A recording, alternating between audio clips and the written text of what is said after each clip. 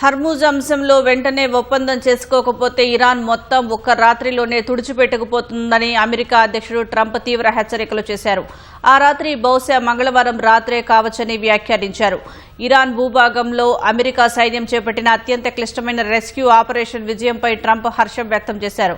ఒక వ్యక్తిని కాపాడటం కోసం 200 మంది సైనికులు ప్రాణాలకు తెగించి పోరాడారని తెలిపారు.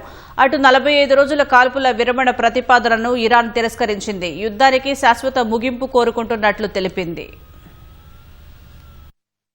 ఇరాన్ తన మొండి వైఖరిని వేడుకుంటే పౌర మౌలిక సదుపాయాలపై భీకర దాడులు చేస్తామని అమెరికా అధ్యక్షుడు డొనాల్డ్ ట్రంప్ హెచ్చరించారు. శ్వేతసౌధంలో మీడియాతో మాట్లాడిన ట్రంప్ F-15 పైలట్ కోసం చేపట్టిన ప్రమాదకరమైన రెస్క్యూ ఆపరేషన్ను ప్రశంసించారు. ఒక్క వ్యక్తిని రక్షించడం కోసం 200 మంది సైనికులు వెళ్లారని తెలిపారు. సైనిక ఆపరేషన్ల గురించి ఎవరో లీక్ చేయడంతో ఈ పరిస్థితి వచ్చిందని అనుమానం వ్యక్తం చేశారు. ఆ వ్యక్తిని త్వరలోనే అరెస్టు చేసి కఠినంగా శిక్షిస్తామన్నారు. గల్లంతైన పైలట్ ను కాపాడేందుకు వెళ్లిన ఆపరేషన్ గురించి కూడా వార్తలు రాసి పైలట్ సహా 100 మంది అమెరికా సైనికుల ప్రాణాల్ని ప్రమాదంలో పడేశారని ఆరోపించారు. ప్రభుత్వంపై వ్యతిరేకత వల్ల తమ దేశంపై బాంబులు వేయాలని ఇరాన్ ప్రజలే స్వయంగా తమను కోరుతున్నారని తెలిపారు. అమెరికా కాలమానం ప్రకారం ఇవాళ రాత్రి 8 గంటల్లోపు అంటే భారత కాలమానం ప్రకారం రేపు ఉదయం 5:30 గంటల వరకు ఒప్పందానికి రాకపోతే ఇరాన్ మొత్తం ఒక్క రాత్రిలో తుడిచిపెట్టుకుపోతుందని హెచ్చరించారు. Where we're doing unbelievably well at a level that nobody's ever seen before.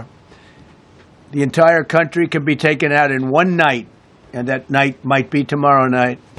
I gave them an extension. They asked for an extension of 7 days, right? I said, Steve, give them 10 days. They have till tomorrow. Now we'll see what happens. We're going to find out. We're getting the help of some incredible countries that want this to be ended because it affects them also. A lot of people are affected by this. But we're giving them till tomorrow, 8 o'clock Eastern Time. And after that, they're going to have no bridges. They're going to have no power plants. Stone Ages, yeah. Stone Ages. ఇరాన్పై యుద్ధానికి NATO మిత్రదేశాలు వెనకాడటాన్ని Trump తప్పుపట్టారు.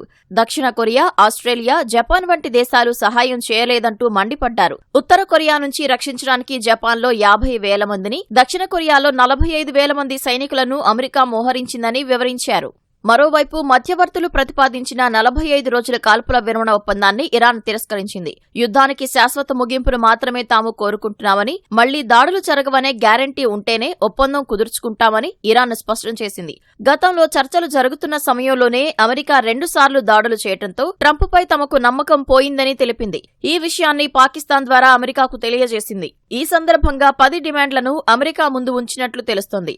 ఆంక్షలను ఎత్తివేయటం, పునర్నిర్మాణానికి సంబంధించి పలు నిబంధనలు ఇందులో ఉన్నాయి. అటు Iran supreme leader Ayatollah Mojtaba Khamenei తొలిసారిగా ఒక లిఖితపూర్వక ప్రకటన విడుదల చేశారు. ఇజ్రాయెల్ దాడుల్లో IRGC నిఘా విభాగాధిపతి మేజర్ జనరల్ మాజిద్ ఖాదేమీ మృతి చెందడంపై సంతాపం వ్యక్తం చేశారు.